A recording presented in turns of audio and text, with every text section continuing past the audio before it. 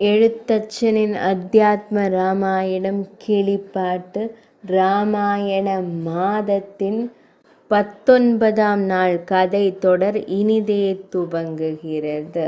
வாயுவின் மைந்தன் பற்ற வைத்த தீ சுடர்விட்டு எரிந்து பெருகியது. தங்கமும் இரத்தினங்களும் இழைக்கப்பட்ட அனைத்து அழகிய மாளிகைகளையும் அரண்மனை கோபுரங்களையும் சுட்டெரிக்கத் தொடங்கினான். யானைகள், குதிரைகள், தேர்கள் மற்றும் காலாட்படைகளின் வரிசைகளும் அணுகக்கூடிய அழகான மாளிகைகள் அனைத்தும் தீக்கிரையாயின. தீப்பிழம்புகளும் வாயுபுத்திரனின் ஹனுமனின் தூய மனமும் ஒன்றுபட்டு ஆகாயத்தை நோக்கி எழுந்தன. தேவர்களின் தலைவனான தேவேந்திரனின் அரக்கர்களின் இருப்பிடம் வெந்து சாம்பலான செய்தியை தெரிவிப்பதற்காக போட்டி போட்டுக்கொண்டு நெருப்பு ஜுவாலைகள் மகிழ்ச்சியுடன் விண்முட்டி பறந்தன. உலகிலேயே மிக தூய்மையான திவ்ய ரத்தினங்களால் நிறைந்திருந்த வளமிக்க இலங்கை மாநகரமானது வாயுபுத்திரனால் இவ்வாறு தகனம் செய்யப்பட்டது என்ற போதிலும் அது சாம்பலால் நிறைந்து புதுவித அதிசயத்தை காட்டியது. ராவணனின் தம்பியான விபீஷணாழ்வாரின் மாளிகையை தவிர மற்றெல்லா அரக்கர்களின் இல்லங்களும் விரைவாக வெந்து சாம்பலாயின. ரகுகுல தலைவனின் அன்புமிக்க தொண்டனான மாருதி விபீஷணாழ்வாரின் இருப்பிடத்தை பாதுகாத்தார்.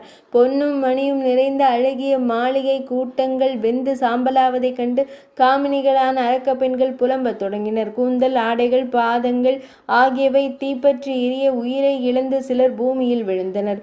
உடல் உருகி உருகி அஞ்சி அலறி ஓடி மிக உயர்ந்த மேடைகளிலும் மாளிகைகளிலும் ஏறிய போதும் எரியும் தீ அங்கும் இங்குமெனவாகவே அவர்களை பிடித்து தகனம் செய்தது. கீழே விழுந்து துடித்து மடிந்தனர். ஐயகோ என் மகனே, மையல் நாயகனே, தந்தையே, என் பிராணநாதனே, ஐயகோ என் விதியே, தெய்வமே, உடலெல்லாம் உருகி நோயுற்று இறப்பதை விட இத்தீயில் வெந்து மடிவதை தடுத்து நிறுத்த யாராலும் முடியாதே. சிவசிவா, அரக்கர்களின் தலைவன் ராவணன் செய்த பாவத்தின் பலன் இதோ பெரும் துன்பமாய் விளைந்து விட்டதே. இதற்கு வேறு எந்த காரணமும் இல்லை. பிறர் செல்வத்தையும் அளவற்ற பிறர் மனைவியரையும் பலவந்தமாக பாபியான ராவணன் கைப்பற்றி கொண்டான். அறிந்து கொள்ளுங்கள், இது தகாத செயல். செருக்கினால் எவரும் இதை செய்யலாகாது. அதன் பலன் இதுதான் என்பது நிச்சயம். ஒரு மனித பெண்ணை, தேவி சீத்தையை ஒரு மகாபாபி மோகித்ததால் மற்றவர்களுக்கும் இப்படிப்பட்ட ஆபத்து வந்து சேர்ந்துள்ளது. புண்ணிய பாவங்களையும் செய்ய வேண்டியது செய்யக்கூடாதது என்பதையும் அறிவுள்ள சான்றோர்கள் ஆராய்ந்து செய்ய வேண்டும்.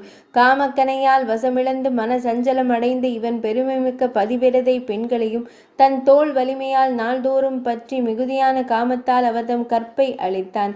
அவர்களது மனதில் குடிகொண்டிருந்த தவ நெருப்பே, சாபத்தீயே இன்று இந்த நாட்டில் பரவி பிடித்துள்ளது. அரக்க பெண்கள் பலவாறாக உரையாடி கொண்டு நின்ற இடத்திலேயே வெந்து மடிந்தனர். இங்கு அடைக்கலம் எது என்று பல வழிகளிலும் விரைந்தோடினர். மரங்கள் வெந்து முறிந்து விழுந்தன.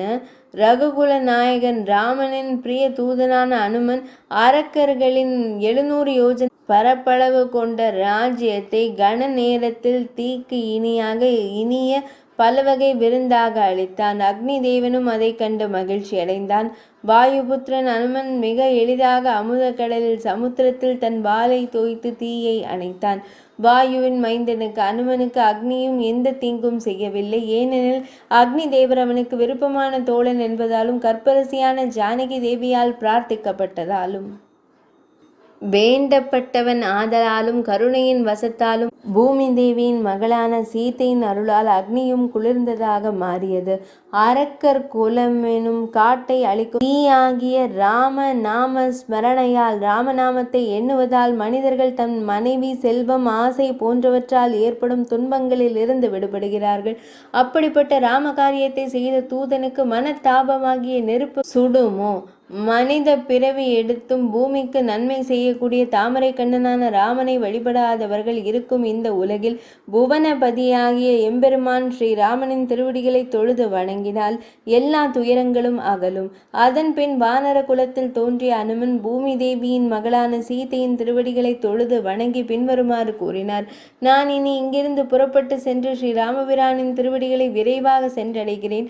ரகுவரனும் அவரது இளவலும் வானர சேனைகளும் விரைவாக இங்கு வந்து சேர்வார்கள். அதனால் ஜனகநந்தினியான அன்னையே, தமது மனதில் சிறிதும் வருத்தம் கொள்ள வேண்டாம். தொழுதவனும் பேரடக்கம் கொண்டவனும் அனுமனிடம் துயரம் நிறைந்த மனதோடு தேவி சீதை பின்வருமாறு கூறினாள்.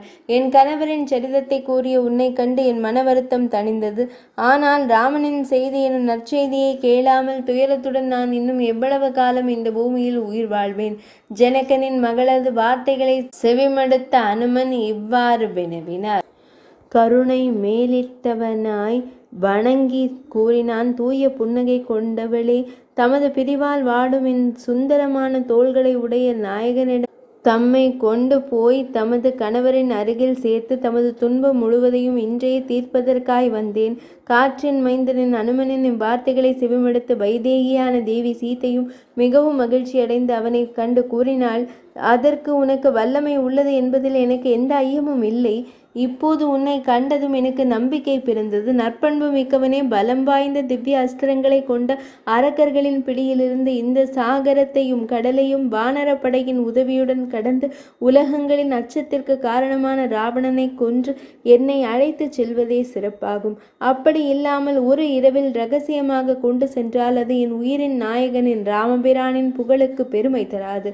ரகுகுல திலகனான ராமபிரான் இங்கு வந்து போர் செய்து ராவணனை கொன்று என்னை அழைத்து செல்வதே எனக்கு அளவற்ற மகிழ்ச்சியை தரும். மகனே, அதற்குரிய காரியங்களை நீ விரைவில் செய்வாயாக. அதுவரை நான் என் உயிரை தாங்கி நிற்பேன். இவ்வாறு இரக்கத்துடன் அருளி செய்த அழகிய தேவியான சீதையிடம் வாயுவின் மைந்தனான அனுமன் வணங்கி விடை பெற்று விரைவாக பெருங்கடலை கண்டு அதில் குதித்தான். ஹனுமான் திரும்பி வருதல். உலகங்களும் நடுங்கும்படி கன நேரத்தில் கர்ஜித்தான். அந்த கடும் முழக்கத்தை செவிமடுத்து வானர கூட்டமும் காரியம் இதோ வெற்றிகரமாக நிறைவடைந்து விட்டது. வாயுவின் புதல்வன் அனுமன் இதில் வெற்றி பெற்று விட்டான் என்பதில் எந்த ஐயமும் இல்லை.